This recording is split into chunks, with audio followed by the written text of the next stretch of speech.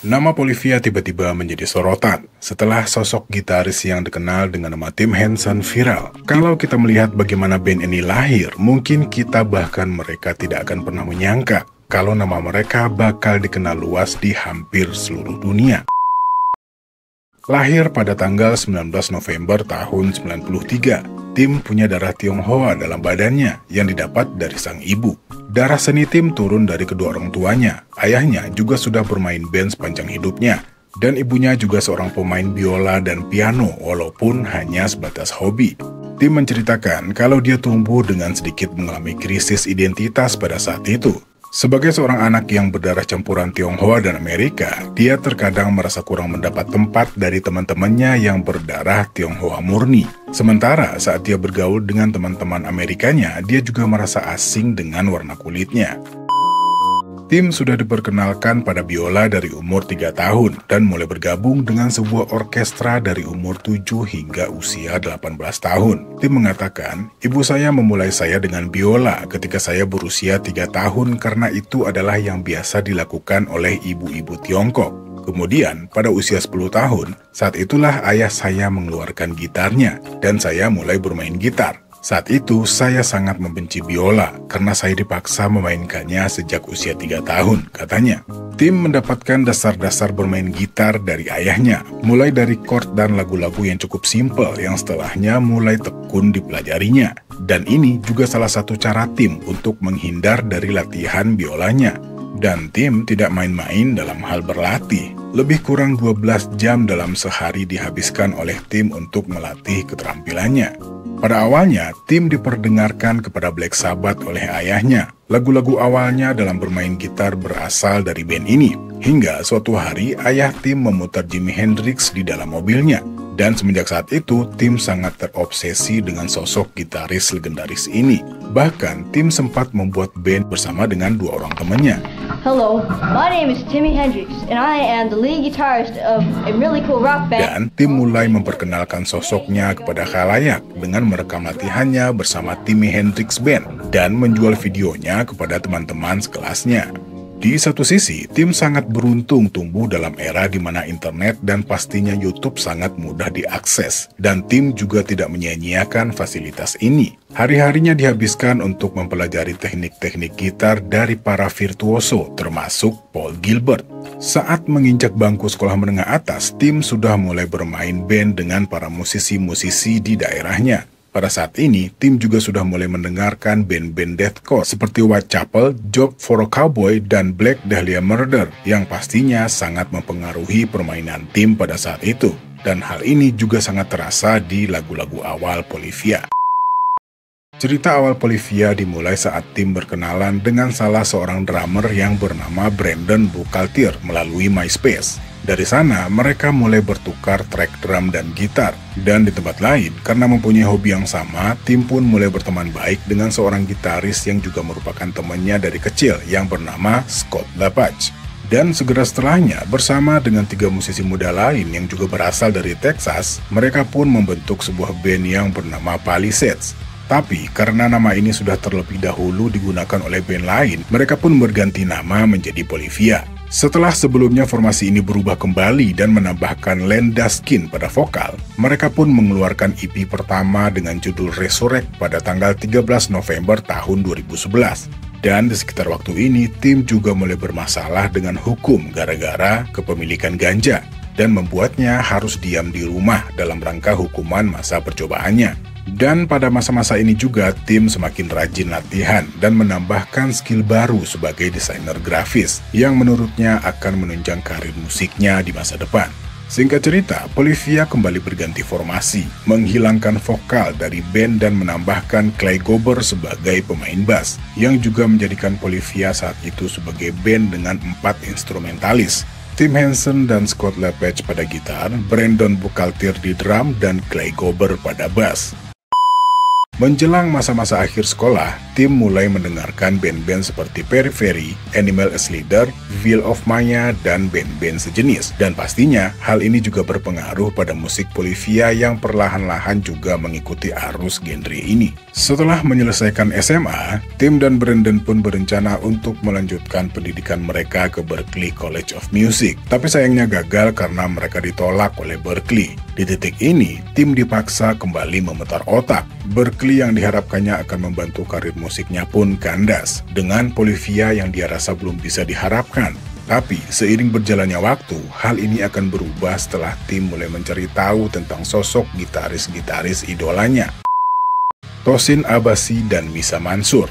Dan dari mereka, Tim mempelajari bagaimana caranya untuk survive di dunia musik melalui jalur internet. Setelah cita-citanya masuk Berklee harus kandas, Tim memutuskan untuk masuk ke University of Northern Texas, atau disingkat juga dengan UNT. Sementara di pikirannya masih mencari cara untuk hidup dan bertahan sebagai musisi. Singkat cerita lagi, Tim hanya bertahan 1 semester di UNT dan pindah ke kampus lain selama 1 atau 2 tahun setelahnya. Sementara itu, dia juga mulai bekerja sebagai karyawan untuk menyambung kehidupannya dan memikirkan cara bagaimana Bolivia bisa terus berjalan. Dengan sedikit keahlian dalam desain grafis, Tim mulai mengambil pekerjaan, mulai dari perusahaan penjual vitamin hingga menjadi desainer baju kaos dijalaninya. Ya, Tim benar-benar serius dengan Bolivia. Bahkan gaji pertamanya dia gunakan untuk membuat merchandise band ini. Dan di waktu-waktu ini, Tim juga semakin mahir dengan desain grafisnya. Bahkan, Tim mendapat pujian dari sebuah perusahaan desain grafis ternama. Sementara itu, Bolivia juga mulai menggemakan suara mereka melalui sosial media, mulai dari Facebook, Instagram, Twitter, dan lain-lain, sambil terus mengadakan pertunjukan-pertunjukan di daerah mereka. Dan mereka juga terus menjual tiket-tiket pertunjukan mereka, hingga pada tanggal 13 Juli tahun 2013. Semua usaha mereka perlahan-lahan akan membuahkan hasil. Sebuah single yang berjudul Impatient menjadi viral, yang merupakan salah satu single mereka dari sebuah EP yang sudah dirilis pada tanggal 21 Aprilnya. Dan EP ini juga dijual dengan memberikan giveaway kepada para fans yang beruntung. Video Impatient mencapai 10.000 penayangan, kemudian 50.000, dan akhirnya mendapatkan ratusan ribu penayangan dalam waktu 1 tahun. Dan dalam lagu lain, mereka juga menampilkan salah satu gitaris virtuoso yang bernama Rick Graham. Dan hal ini juga memberikan mereka banyak exposure dan menghadirkan fans baru. Di tempat lain, Tim belum merasa puas dengan pekerjaannya sebagai desainer grafis. Dia juga mempelajari tentang e-commerce dari rekan kerjanya. Tapi keinginan dan kecintaannya terhadap musik akhirnya membuat Tim memutuskan untuk keluar dari pekerjaannya dan mulai serius membesarkan Bolivia yang saat itu sudah mulai mendapat perhatian. Pada tanggal 2 April tahun 2014, Bolivia mengumumkan lewat media sosial mereka bahwa mereka akan mulai mengerjakan album full pertama mereka yang akan diberi judul Muse. Dan pastinya hal ini membutuhkan dana yang tidak sedikit. Untuk mewujudkan hal ini, mereka mulai menggalang donasi dengan melakukan sebuah kampanye melalui sebuah situs yang bernama Indiegogo, yang mengatakan bahwa para penggemar memiliki kesempatan untuk membeli bundle merchandise dari Indiegogo. Indiegogo sendiri adalah sebuah situs web crowdsourcing. Saat itu, mereka membutuhkan uang sejumlah $16.000 untuk mencapai tujuan mereka. Dan hanya dalam waktu 13 hari setelah peluncuran kampanye ini, mereka berhasil mendapatkan uang donasi sebesar lebih dari $33.000 dengan 1.142 orang sebagai pendukung atau kontributor mereka. Di tempat lain, setelah merasa yakin dengan hal ini, Tim pun memberikan pengakuan kepada ayahnya bahwa dia telah putus sekolah dan telah mempunyai pekerjaan yang salah satunya adalah meminta uang melalui internet. Sesuatu yang selama ini selalu dirahasiakannya. Meskipun ayahnya cukup marah mengetahui hal ini dan pesimis akan keberhasilan Tim, tapi ayah dan ibunya mau gak mau harus merelakan keputusan dan keinginan Tim, yang nantinya pastinya akan membuat mereka bangga di kemudian hari. Ya, menurut informasinya, ibunya Tim sendiri mulai tahu tentang ini setelah Bolivia mulai viral. Lanjut, Tim dan Bolivia terus merekam lagu-lagu mereka. Dan pada tanggal 2 September tahun 2014, mereka merilis album studio pertama yang diberi judul Muse, yang juga berkolaborasi dengan para gitaris handal lain, termasuk diantaranya Eric Hensel dan Mario Camarin dari band Korn, Aaron Marshalls dari Interval, dan beberapa gitaris lain. Album Muse ini mencapai puncaknya di nomor 76 di tanggal lagu Billboard, dan setelahnya untuk menunjang perjalanan tur mereka memutuskan untuk membeli sebuah van. Tapi pengalaman berat lain telah menunggu mereka di depan. Walaupun saat masih berada di bangku kuliah, Tim pernah melakukan tur dengan band metal lain, tapi pengalaman tur kali ini menjadi sebuah perjalanan yang tidak menyenangkan bagi Tim Henson dan bandnya. Selain kehabisan uang, mobil van mereka juga bermasalah, dan mereka juga nggak mampu bertahan di tengah badai salju Kanada saat menjadi pembuka sebuah band metal, yang menyebabkan Bolivia harus menyudahi tur mereka lebih awal. Dan di masa-masa ini, Bolivia mulai merasakan guncangan awal dalam karir musik mereka. Selain masa-masa berat yang mereka lalui sebagai band, nyinyiran dari netizen pun mulai berdatangan. Bahkan ada yang mengatakan bahwa Bolivia hanyalah sekumpulan anak-anak manja yang tidak akan mampu menjalani karir musik mereka layaknya band-band metal sebelumnya yang dinilai lebih tangguh dan lebih jalanan daripada mereka. Wow, netizen ya. Rata-rata nih penyakitnya kayak gini. Baca artikel setengah-setengah, nonton video nggak sampai beres, terus udah langsung komen. Ya lanjut. Pada masa-masa ini, Tim mulai merasa tertekan bermain di dalam band. Apa yang dia bayangkan selama ini ternyata jauh dari harapan. Tapi karena kecintaannya kepada musik, mau nggak mau dia harus terus bertahan. Dan pastinya ini masih sangat awal. Di satu sisi, Tim juga belum mengetahui bagaimana caranya untuk membedakan dirinya dari yang lain. Selain hanya sekedar sebagai sebuah kuartet yang memainkan instrumen gitar yang rumit. Seiring dengan menyebarnya rekaman-rekaman lagu mereka, beberapa brand peralatan musik ternama pun mulai mendekat. Dari Ernie Ball, Ibanez, DiMarzio, Dunlop, dan lain-lain. Tapi tak lama setelahnya, Bolivia ditinggalkan oleh Brandon Buchalter dengan alasan perbedaan minat musik. Dan mereka mengakui kalau masih berhubungan baik setelahnya. Dan tak berselang lama saat mengadakan wawancara dengan Music Connection, mereka juga mengumumkan bahwa mereka akan segera merilis album selanjutnya pada tanggal 11 Maret tahun 2016. Lalu, pada tanggal 8 Aprilnya, band ini merilis single pertama mereka dari album kedua mereka yang diberi nama Renaissance, dan memulai tur setelahnya. Seiring berjalannya waktu, tingkat popularitas Bolivia semakin meningkat, diiringi dengan mulai aktifnya Clay Esliman sebagai pengganti Brandon. Saat itu, Bolivia sudah terdiri dari Tim Henson dan Scott Lepage di gitar, Clay Gober pada bass, dan drummer baru mereka yang bernama Clay Esliman. Dengan perubahan ini, secara nggak langsung membuka jalan yang semakin lebar bagi Bolivia dan mendatangkan peluang yang juga semakin besar, seiring dengan pengakuan dari para pelaku penting di industri musik. Di sisi lain, hal ini juga akan terus memberi semangat pada Tim di dalam band. Semua hal ini terjadi secara bersamaan. Tim sadar bahwa dia harus membuat perubahan besar untuk mewujudkan visi yang ada di dalam dirinya. Dan visi Tim dan Bolivia yang baru akan terlihat pada rilisan album studio berikutnya, termasuk perubahan besar-besaran pada penampilan Tim Henson.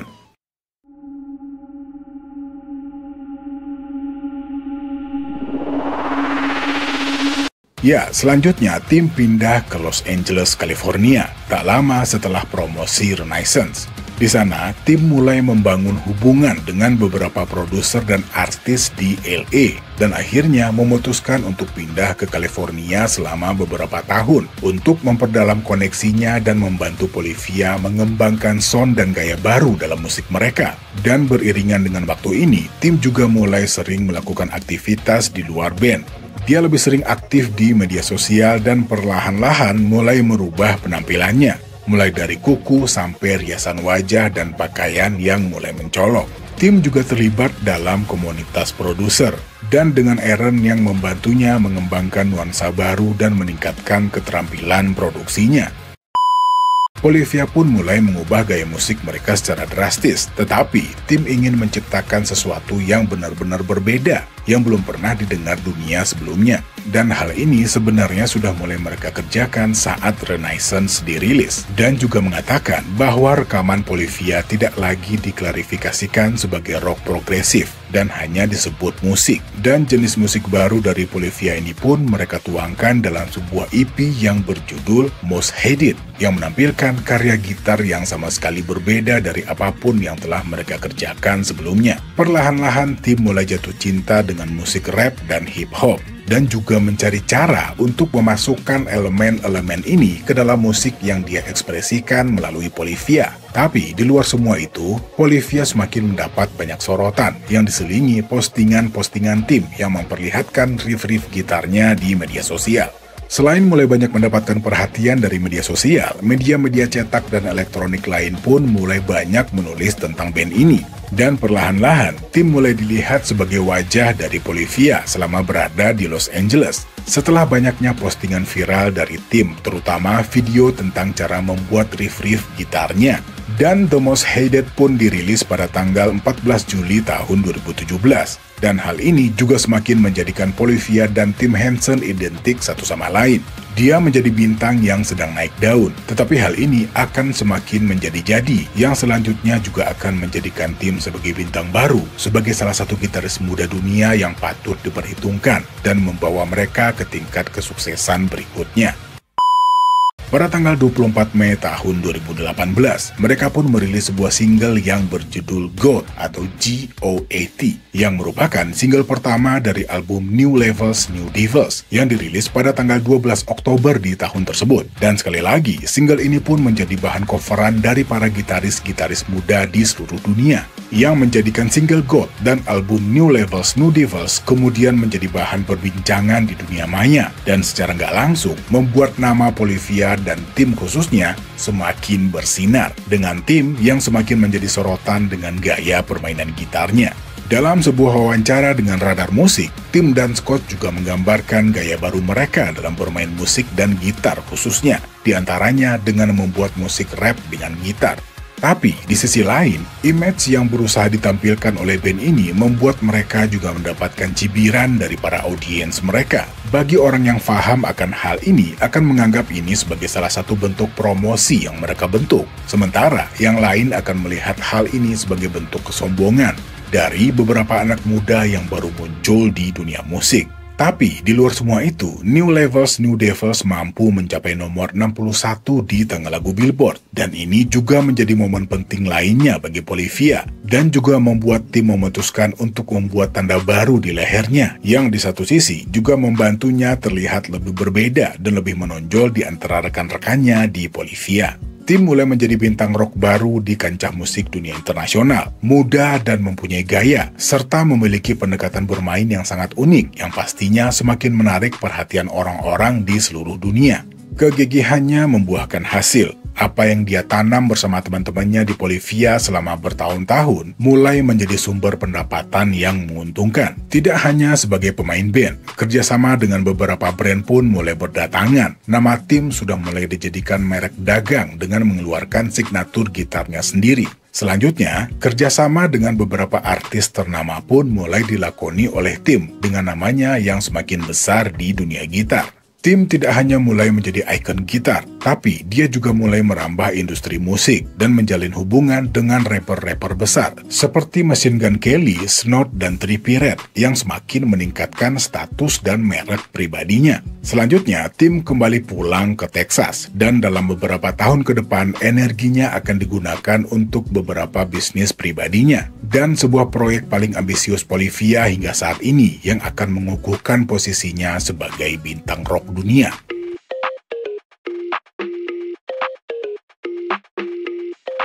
Di tempat lain, basis penggemar Polyphia dan popularitas Tim Henson terus tumbuh saat mereka mulai mengerjakan album studio keempat mereka. Para penggemar seakan tidak sabar untuk menunggu rilisan musik mereka selanjutnya. Dan selama 3 hingga 4 tahun, Polyphia diam tanpa rilisan baru. Dan akhirnya, pada tanggal 10 Mei tahun 2022, band ini merilis single pertama dari album studio keempat mereka. sebuah single yang diberi judul Playing God, yang disambut dengan antusias oleh para fans yang sudah menunggu kehadiran Bolivia selama lebih kurang 4 tahun. Dan beberapa bulan setelahnya, sebuah album yang diberi judul Remember That You Will Die pun dirilis pada tanggal 28 Oktober tahun 2022. Sebuah album yang membawa mereka ke level tertinggi yang pernah mereka capai, yang juga melakukan kolaborasi dengan beberapa musisi papan atas dunia, termasuk di dalamnya ada Steve Vai, Chino Moreno, dan Luke Holland. Album ini mendapat peringkat teratas di Apple Music, mencapai nomor 22 di Billboard Top 200, dan mencapai nomor 1 di tangga lagu album Hard Rock Billboard. Sebuah pencapaian yang benar-benar besar bagi Bolivia dan tim yang menjadi wajah baru dari band ini. Mereka sudah menjadi selebriti, mulai masuk di beberapa acara talk show papan atas. Salah satunya juga tampil di Jimmy Kimmel Live dengan Baby No Money di awal tahun 2023. Ya, pengaruh tim pada dunia gitar sangat luas. Perjalanannya untuk mencapai posisinya yang sekarang bersama Bolivia menghabiskan waktu yang tidak sedikit di hidupnya. Tapi, walau bagaimanapun, kisah tim bersama Bolivia belum berakhir. Kita hanya bisa menunggu apa yang akan terjadi selanjutnya. Sekian video kali ini, saya pamit. Assalamualaikum warahmatullahi wabarakatuh.